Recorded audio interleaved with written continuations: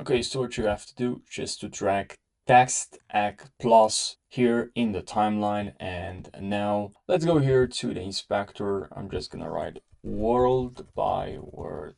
Perfect. Now here, just right click and select here follower, please. And now from here, let's click on here, direct us to Fusion page. And right over here, just go to layout and change to frame. And then what you're gonna have to do, just go to modifier here, and here in transform we need not characters, we need word by word. And now from here we're just gonna have to go here in, actually we're here in transform, and then here in size we can just basically we're gonna have to keyframe this. So we are 0 here, which that's what we want. We're gonna add a keyframe. All right, and then we're gonna go here to 10. I'm gonna add another keyframe, and then I'm just gonna drag where it says 0 frame. I'm just gonna drag this to 0. And now let's see what we have. So it's playing, but the problem here is that it's not word by word as we want. So to fix this, what you can do here is to go to timing and then here just increase. Okay, and then just test